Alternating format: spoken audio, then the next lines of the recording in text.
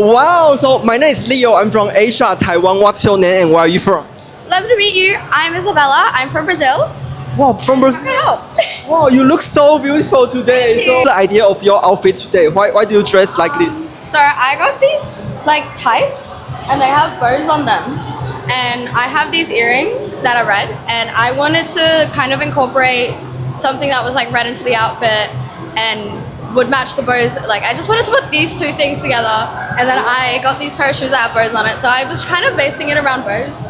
And I love my glam and my sparkle and my bedazzle. It's just the way that I work. You look super gorgeous. So are you an like professional dancer or influencer? What do you do for a living? Well, I love dancing, but for fun and for myself is like my way of expressing myself. Not really for like a job or for anything like social.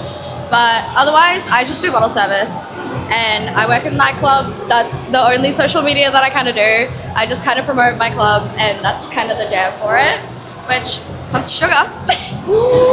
So what's the best part working in like club industry? I think it's definitely the people that I work with, my co-workers. Also because we're a very growing business and we're independent, I like to see the growth and the new things that we're implementing. And I also really like the fact that where I work, it's more of I can give input and they'll listen to me. And it doesn't matter that I'm speaking to the owner, I'm speaking to the supervisor or the manager, they will listen to me and they'll take that criticism and they'll put it into place. So it's really nice and I really love my job. And also I love the person who hired me and she also happens to be the owner. So cool. This place has my heart. You probably like serve so many VIP like clients. So I wonder what do you think, what's the difference between like VIP clients and other people? Oh, I think it's the way that they carry themselves and also the level of care with drinking. So people out on the dance floor, they're able to go to the bar and grab a drink from whoever and their drinks aren't being counted by the server. Whereas in VIP bottle service, I'm always able to know exactly how many drinks I have served them and I'm able to know exactly how those drinks have affected them. So I know when to give them half a shot, when to give them a full shot, if I should give them a double or not. That was like, that's more so the situation. But I also think that there isn't really much of a difference in our club because both sides of the club treat me equally with a lot of respect. And they're all really nice, they're all lovely people, they're really good people to work with, and there's no entitlement. I see. And I think that's lovely. So if one day you can meet any celebrity or singer, who do you want to meet? Ooh, who do I want to meet? I haven't thought about that. Anita. So she's a pop star from Brazil.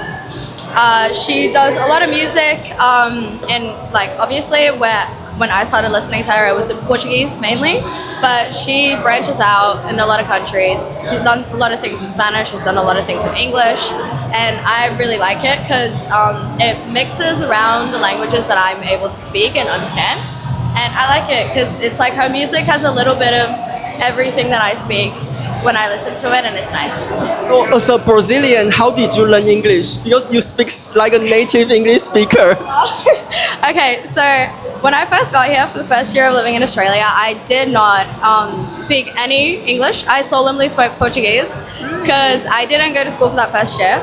But during that year, I was trying to learn how to read. My mum was reading and translating books, like Disney books, just like classic stories that I had read before when I was younger in Brazil, obviously. But these versions were in English. So for me, it's like I was just kind of like clicking. That worked really well with my fluency. So it made me really fluent trying to like do pronunciation. And I also watched a lot of movies in English with Portuguese subtitles under. So whenever they're saying something, I can kind of translate it.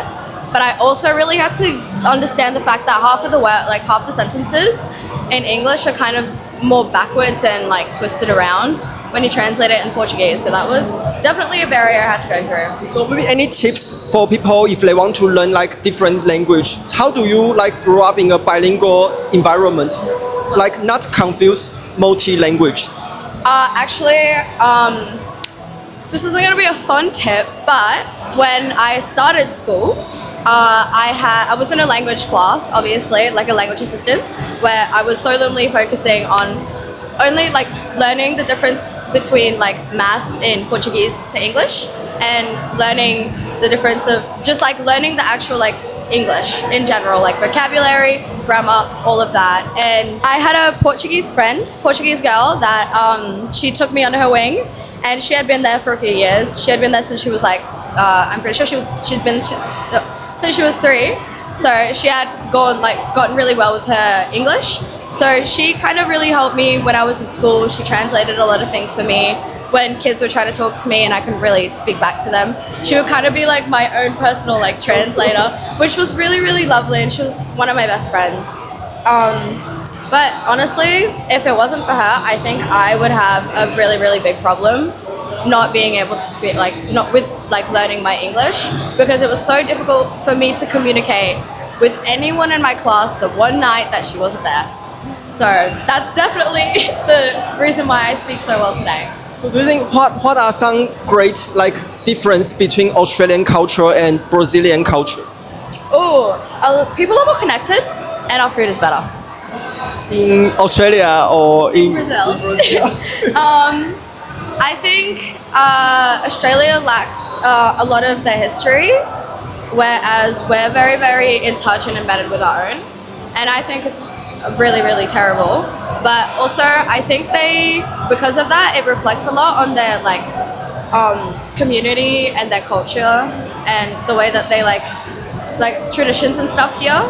I think it's definitely not what like Australia for me was when I was learning about it. It's like when I moved here, it was a bit of a culture shock, but I love it here. I can't actually complain. It's one of my favorite places to live. It's so safe. It's so nice. It's very clean, and I love it. The people here are also very kind, and I like that. So in the future, if you can have other like foreign country overseas experience, where do you want to move?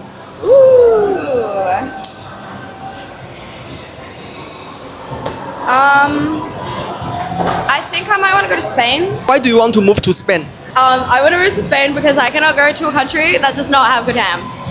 And Brazil and Europe are probably the only 2 places that have really, really good tasting ham. I don't know what it is about it.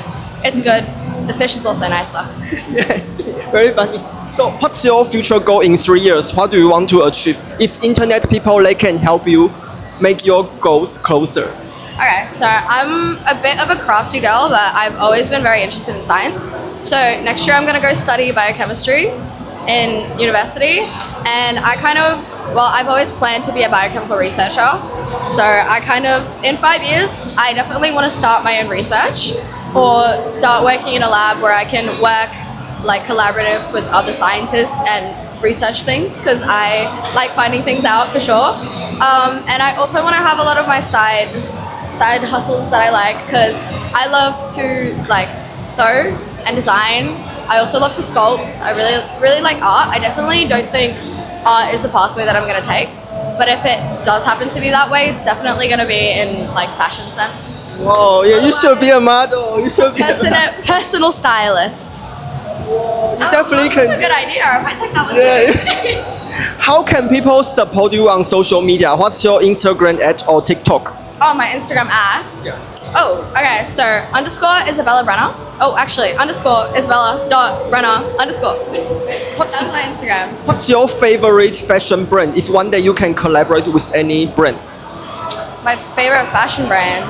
Okay, so in my culture, we don't really typically wear brands unless you live in really rich neighborhoods, because you're protected and there's police around to protect you. So for me, it's not really about brands that make my clothes. I want clothes that are good quality, clothes that last me good, won't rip like this for sure.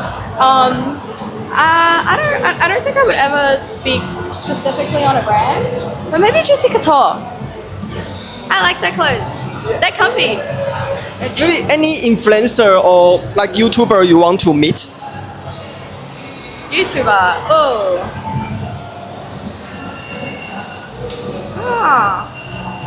Influencer. Maybe I could think of an influencer. Zendaya. That's close enough. One last question, one message to the world. Can you give the world any advice how to be so talkative, so confident as you? I think you should never let people dim your light. Never let other people dim your light. You shine on your own and you shine the way that you want to and the way that you are. You don't let other people define you, but you also don't let, like, when you're thinking in a negative, like, mental space, I don't think you should let that reflect on who you are. And you should always make sure that there's a future for yourself and that you're constantly growing and you're improving on things that you don't like about yourself, but you also cherish and you love the things that you do adore about yourself. And that's one thing that I do every day, and I think it's a good smile on my face. So incredible. Yeah, everybody please follow and sponsor. Yeah, thank you so much. You're so gorgeous. Lovely to meet you. It's my pleasure. Have a good night. Yeah, good night.